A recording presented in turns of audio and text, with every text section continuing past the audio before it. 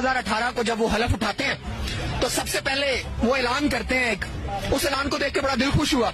उन्होंने कहा जी कि फुटपाथों पे सोने वाले जितने भी लोग हैं उनके लिए फौरी तौर पे जो मुसाफिर खाने हैं वो खोले जाए।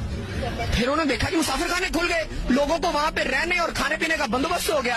फिर उसने कहा जी यहाँ पे बड़े लोग होते हैं, कोई रेडी पे बेचारा अमरूद बेच रहा है, कोई मरुंडा बेच रहा है, कोई गंडेरिया, इस तरह की छोटी छोटी चीजें बेच रहा है जिसकी 500-700 आमदन है। उसके लिए उसने कहा जी लंगर खाने खोले जाए ताकि इनको 2 वक्त का खाना मुफ्त मिल सके। हम आगे बढ़ते हैं, आगे कोविड आ जाता है। कोविड ने पूरी दुनिया को हिला के रख दिया। जब से हम ग्लोबल विलेज बने, ग्लोबलाइजेशन आई है, तो पूरी दुनिया असरअंदाज होती है। जब भी कोई एक क्राइसिस दुनिया में आता है, हमारे अस्पताल लोगों से भर गए। उसने क्या किया, उसने एहसास प्रोग्राम शुरू किया। हर घर में 12,000 पे पहुंचते रहे। 12,000 से एक छोटा घर पूरे तरीके से चलता है। उसने कहा कि मेरे लोग भूख से मर जाएंगे, इनको 12,000 पे दो।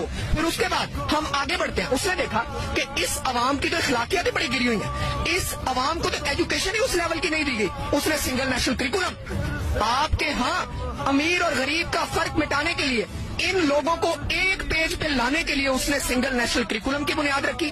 सिंगल नेशनल करिकुलम से वो आगे बढ़ता है। वो कहता है कि अखलाकियात को कैसे बेहतर किया जाए। वो मौलाना तारिक जमील को बुलाता है, वो पूरी दुनिया के उलमा से मुशावरत करता है। आपको बता रहे हैं कि कौमी असम्बली ने मुल्क भर के जामियात में कुरान पाक तर्जुमे के साथ पढ़ाने की करारदाद मुतफ़िका तौर पर मंजूर कर ली है। करारदाद कौमी असम्बली में वजीर मुमलिकत अली मोहम्मद खान ने पेश की। कुरान में अल्लाह कहता है, मैं कभी किसी कौम की हालत नहीं बदलता जब तक वो कौम खुद अपनी हालत बदलने की कोशिश नहीं करती।